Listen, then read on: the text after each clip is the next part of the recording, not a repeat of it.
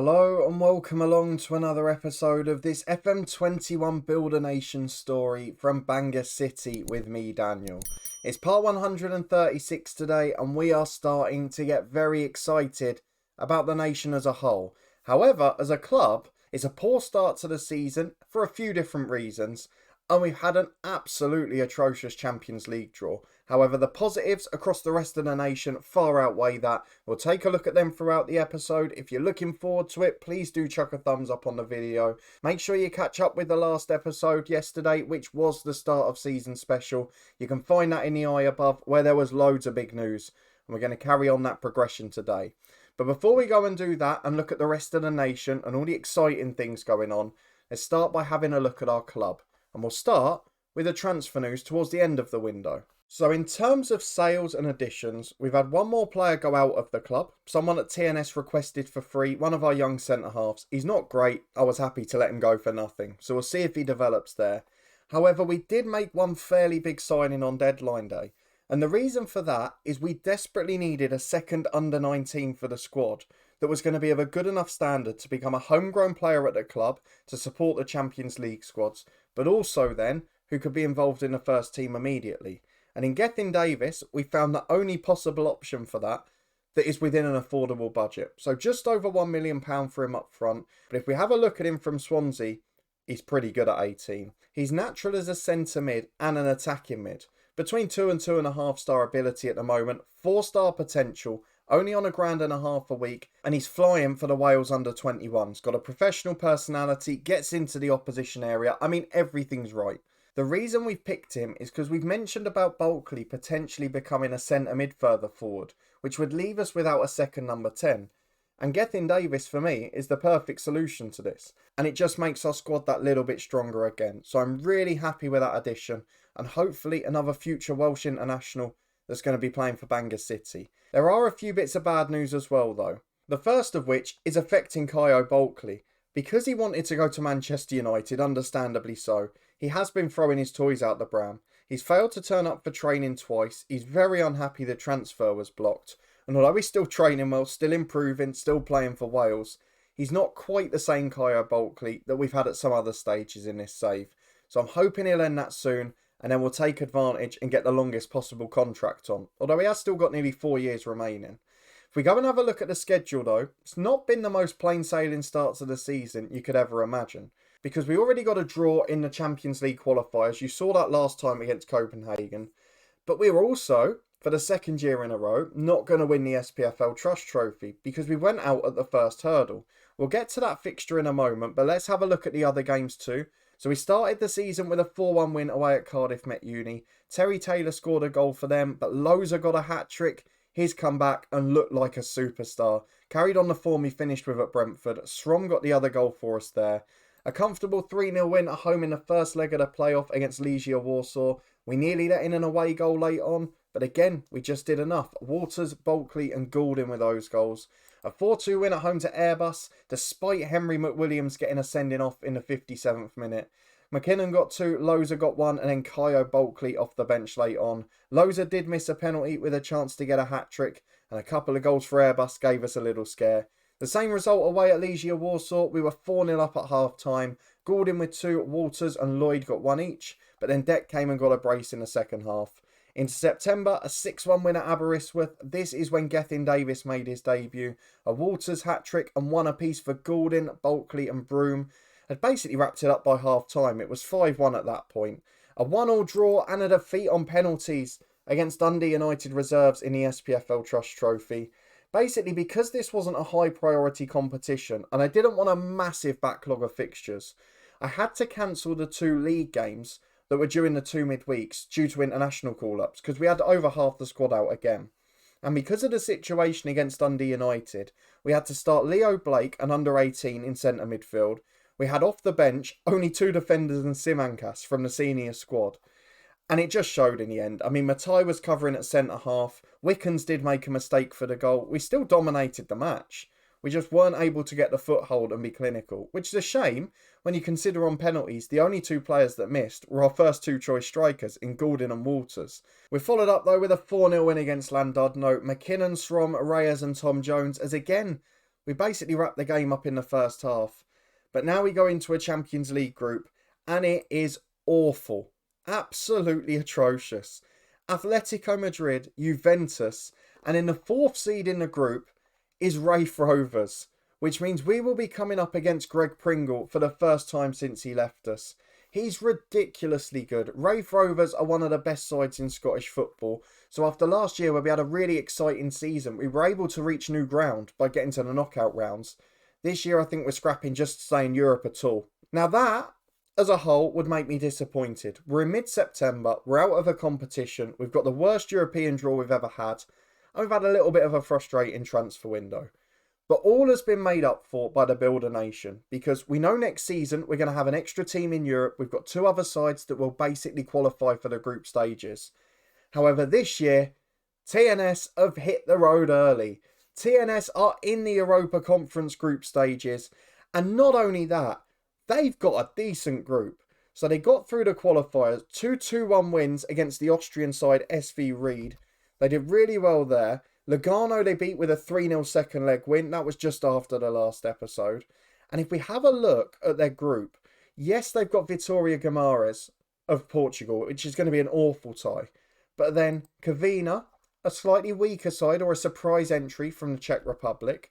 And then I think this is pronounced Skendica, apologies if it's not, from the North Macedonian League. I would argue TNS could get second in that group, and if they get to the last 32, or even just win a couple of the group stage games, it's going to make a massive difference to the coefficient, and probably, for the nation as a whole, make up for what we might lose this year.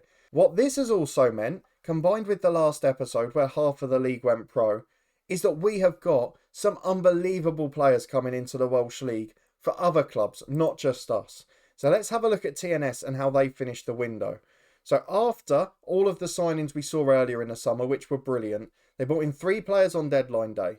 Guan Zhao, who is a left back of pretty high quality, but well, compare this to what the other Welsh League teams have had so far.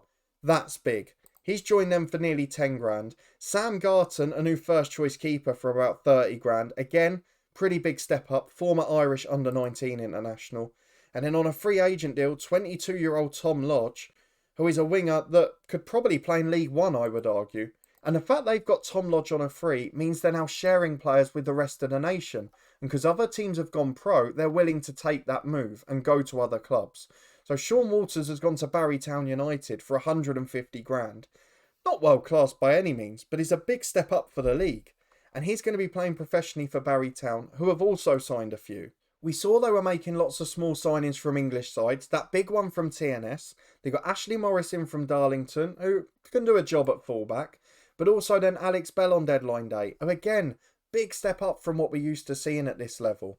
And as a result of those additions, they've then loaned Noah Daly further down the division to Llandudno. So this knock-on effect is really starting to take shape. The other teams that have gone big, of course, we've mentioned Cardiff Met Uni, who are right up there. On deadline day, they added Joe Wood as well, another very good striker. They just look really prepared to be a top side. Swansea Uni had a good year last year, and on deadline day, arguably got the best player of the lot in, because they brought in 32-year-old Ethan Vaughan, our former right back, still a very good player at this level, and he's come in to join them as well. So we've got the potential to see this league go an awful long way this year. Alex Woollerton's a decent signing too. Niall Wigley, a very good player at 27 years of age. I'm just so impressed across the board at what this nation's doing. And I mean, almost unanimously, every club is bringing in good players. Jordan Thomas, an experienced Jamaican defender, on loan from Millwall to Colwyn Bay. There are other good signings as well as some of the other clubs, but I can't really get too excited just yet. Cardiff Met Uni did put up a really good fight against Dundee in Europe as well. Eventually went out in a third qualifying second leg, but they did get that draw at home. And that means the Welsh coefficient this year is looking pretty good. And we'll take a glance at that in the next episode. Because getting to the top 15 is one thing, staying there is of course another. Let's go and get into our big game though against Atletico Madrid. It's going to be an awful Champions League group. And we need either one side to have a horrible group stage so we can get third, or we need to be far better than we expect to be. So this is the team that I've gone for. The first choice strike duo, we know what to expect from them. There are a few goals littered around the rest of the team, but we have got our odd little problem as well. So Matty Whitaker at centre-half has been injured for some time. He's going to be out till the end of the month. Gwen Morgan the same, the backup fullback. So we are a little bit short defensively. In midfield, we lose a lot of players to internationals, which means Tom Jones has played a lot more. So he's now going to drop out for this one too. But this is the best shape I can give. We've got Simancas in goal, McDonald and Weaver the fullbacks with Kelly and McKenzie at centre-half. Lloyd, Reyes, Broom and Bulkley the midfield diamond. We need Bulkley to end that unhappiness and produce his best form once again for us. With Gordon and Walters up front, 18 goals between them already. Let's see what they can do tonight. A strong bench if we need it, but this is all about clinging on. Just 9 changes to the side that we played at the weekend. And I've been a little bit distracted here because they've got a Nico Serrano in their lineup. They're managed by Santi Cazorla as well. I don't remember from our Dundee United save, our live stream series earlier this year, was Serrano a regen or was he an original player? I've got to go and look at him. The position would suggest he is. It's the same Nico Serrano. He's a world-class winger here. What a player. Let's drop to a balanced mentality. We managed to grab a draw at home to Real Madrid. We'd love to do the same again today.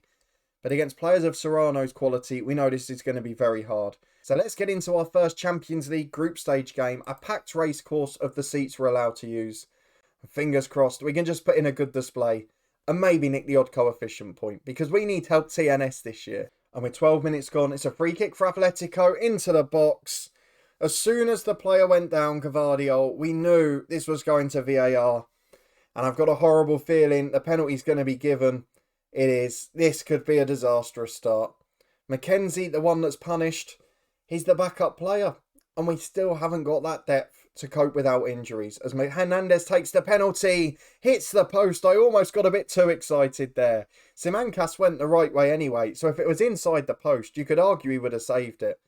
But what a start. We get away with one there. As Kelly plays out from the back and it peters out. A scare, but we survive it. Just under 10 minutes to the break. You can see in the bottom left of the screen, or in fact you can't because it's behind my head, Juventus score update as they scored today, yes. Mariba's shot blocked. It's a shame. His header was blocked. Simancas went down to try and save it. And then the rebound, he just couldn't get up in time.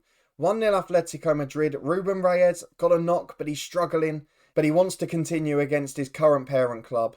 But going back to Juventus, they're 2-0 up against Raith Rovers. And we probably need that. Because my suspicion is that us and Raith are going to be fighting it out.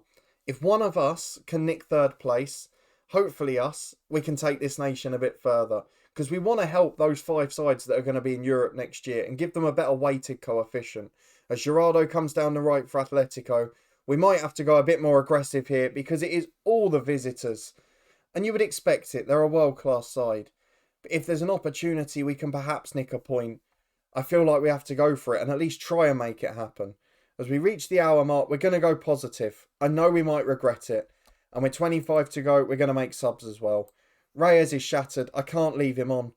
I'd love to, but it just can't happen. So Broom will swap to the right. Bulkley into the left. Tom Jones, number 10. Lloyd is booked and in awful form, so we'll bring on John Price for him. And then up front, Kane Walters in danger of being booked. Looks furious, but then we've got an anxious Lloyd Golding alongside him. So let's bring McKinnon on for Walters. He's a big game player. We've got 25 minutes to get back into this, and we'd love to just nick an equaliser. That's all we're going for at this point. And to be fair, despite going positive, we've given a decent account of ourselves. It's still been an even game, but it is now an Atletico Madrid corner, and Mariba heads just over. He's looked far too good for this level. And to be fair, the most important thing for us is that Juventus are still 2-0 up. And if they can get the win, then our away and home matches against Raith Rovers become the most important things, arguably in Welsh football's history, because this season is the one where we have to keep that top 15, make it a permanent addition. And if TNS can help us out as well, who knows where we go from there. A 1-0 defeat, though, it looks like it's going to be just 60 seconds of stoppage time to go. And unless we can nick a real sucker punch on the break, it is going to be a win for our Spanish visitors. Morrison comes forward with the ball. He skinned the whole team. Switches it to Mariba. Single-handedly the match winner. Picks it up again. Wide to Caceres on the left. Gets into the box. McDonald's got frightened to make the tackle there. It's in across the box. And that one could be crucial on goal difference. Sanchez puts it in. We are beaten 2-0. But again, we've put up a good fight. We've just had an awful group stage draw. Juventus beat Raith 2-0, so both of us in identical positions. And I tell you what, those games are going to be so important. The lads have not reacted well to that one. We'll be back in a moment for our next league game. Back just 3 days later to face Barry, and the problem with postponing matches due to the international break is this. We now have 48 hours between this game and Flint Town on Monday night, but we'll find a way around it. We have, though, picked up some more injury concerns. A short one for Justin Burrows, but also Bulkley out for 4 weeks, and it's another recurrence of his Achilles tendonitis, which is a long-term injury for him. Now, I don't want to sound like I'm saying something really stupid here, but I don't necessarily think this is a bad thing, because it will surely end the interest in him for the fact that he won't be playing for a month. People can forget a little bit, and then maybe he'll just lower his expectations slightly. So I'm kind of hopeful that'll turn out to be a blessing in disguise. Unfortunately though, not so much excitement when it comes to TNS and their first group stage game. Let's be fair, it's not the game that's going to make or break their success here. Against Vitoria Guimarães, the only side in that group that are going to be significantly stronger than them, and they beat them comfortably, 2-0 at home. No worries with that. If they can get the results in the 2 away games next time's round, I'll be happy then. I think they'll be on course for qualification. But TNS looking decent, and even 2-0, not a bad result at all. But with that all done, let's go and get into the Barrytown United match. They've not had the best start to the season actually, but they were fighting in Europe early on.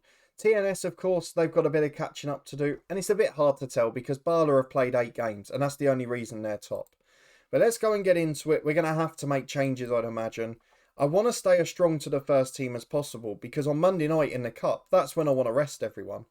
But we are going to have to make a few, I'm sure. So Ruben Reyes will drop out. Bulkley is injured, so will obviously drop out. That means Tom Jones will start as the number 10. In centre mid, we're going to have either McWilliams or Schromm. Schromm's 3-star, McWilliams 2.5. So Schromm will start this game. We'll make a couple of changes on the bench, and then we'll crack on into the game. There's the changes then. 2 under-19s in the squad. We've also given a rest off the bench to John Price. He'll start on Monday, but needs a little rest physically. So in terms of the under-19s, I've got to show you very quickly. Jennings, the youngster from the year before's youth intake, is developing really well. You can see he's going to become a decent player. And if we can get more homegrown ones to their potential, really does help with the European squads. Leo Blake is the other one that's really impressing me. At 16 years of age, his personality's improved. He's gone up to 1.5-star ability already. And he's got 3-star potential. He can play either end of the diamond pretty well as well. I think he's going to be a good asset for us or the Welsh League moving forward. But this is our 11 for today. Schromm and Tom Jones, the 2 men that come in. And of course, we've had to take out the injured Bulkley and the very fatigued Reyes. But the rest of the team is the same. And against weaker opposition than Atletico Madrid, fingers crossed, they can turn up for the occasion. Well, that's a sign of strength, isn't it? Cammy Logan, the Scot they brought in, is on the bench, as are Dean Rogers and Josh Thomas, our former players. And to be fair, Walters, Bell, Gray in the middle, it's a very good midfield. They're definitely progressing. And as long as Barry, TNS and Cardiff Met Uni get into Europe again next season, we're going to be in good shape. The other one, Colwyn Bay have obviously gone pro. Swansea Uni are getting good players in. Either of those would be good. If it's Bala or someone like that as a wild card though, maybe they can then turn pro. So it could be a good thing either way. But as long as we get our core 4 in, I think we're happy. As Schromm and McDonald are exchanging passes right down by the right corner flag. McDonald in the end goes back to Lloyd, who will start again. And McDonald picks it up wide again. We're keeping the ball well. We're not really getting forward though. Barry keeping players behind the ball. But you can't deal with passes like that very easily. Broom dinked it in brilliantly there. But unfortunately, Walters shot straight at a keeper. Well, 26 minutes gone. It's getting a little frustrating here despite the dominance. I think this is the one thing we have to say though. Even though we are winning games comfortably, you've seen that we're conceding goals more often as McDonald hits the right corner of the post. It's brilliant between post and bar. It bounced down at an awkward angle. And it's back to Harvey Lloyd again. But these teams, they are a bit better. They're capable of nicking a goal on the break. They're capable of holding us out for longer. And I do feel like with 2 to 3 years of regular European qualification and European group stage money for a couple of sides, we could actually have a title race on our hands again. We'll wait and see if that's right or not. As Gordon gets in by the byline, oh, Walters 3 yards out, thought he had a tap in. And our former youth player McMinamy, joined Barry on a free this summer, dives in with a brilliant interception. It's out for a corner which Harvey Lloyd takes and McMinamy heads away again.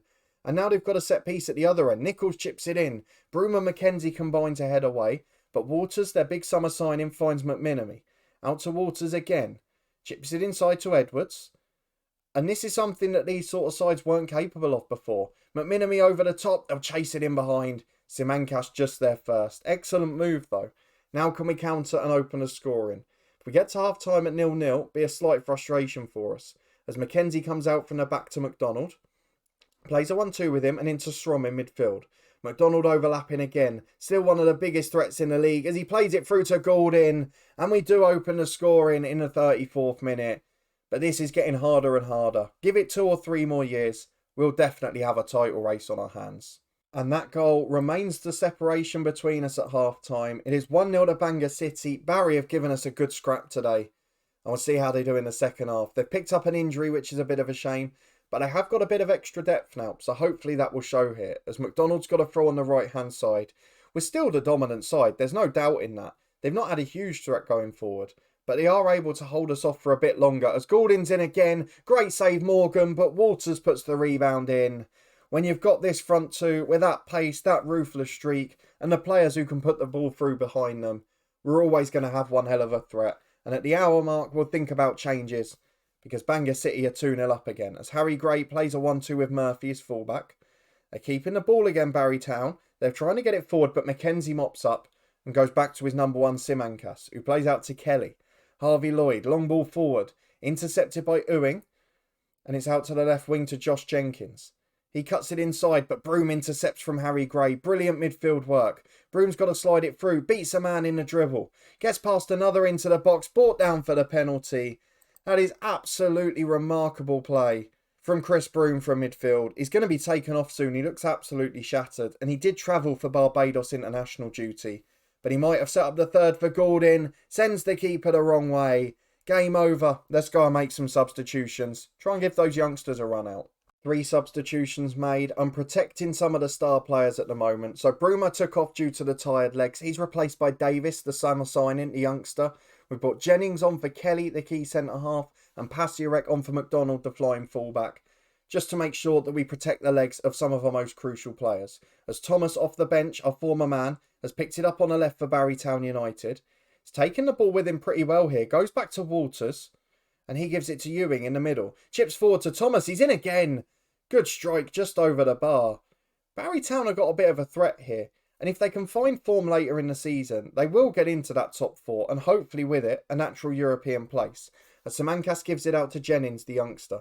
We've looked at how well he's developing, and he gives the long ball forward there, which Strom finds to Walters. Up to Goulding on a hat-trick, and Lloyd Goulding, it's disallowed.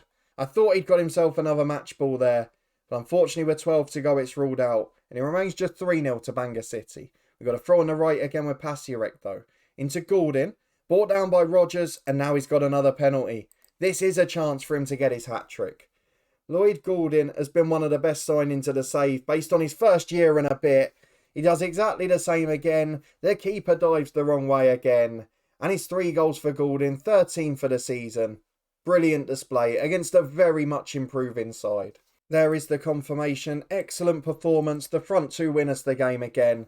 Let's go and have a look at the schedule for when we're next going to be back. And here we go. We've got a very tough trip away to Raith Rovers at the start of October. But I'm aware we're at home to them on the final group stage game. Greg Pringle's return to Wales. I want to show you that one. Which means in between, I'll show you one of the Juventus games. Probably the home one, because we played TNS directly before it. And then we should be able to have a very exciting month. But if you did enjoy this episode, certainly exciting from a nation point of view, even if not so much for the club, please do put a thumbs up on the video. Another side in group stage football for the first time. I can't wait to see how that progresses. If you want to stay up to date and find out how we get on for the rest of the season and how this save continues to develop, please do subscribe and turn that notification bell on. Remember, we've changed to every weekday now, so 5 episodes a week from this series. You can find a link to the Twitch channel in the eye above, regular live streams and football watch-alongs there. But I'll see you next time for another big episode, as we've got a tough Champions League group to try and navigate, and TNS, a rapidly improving side.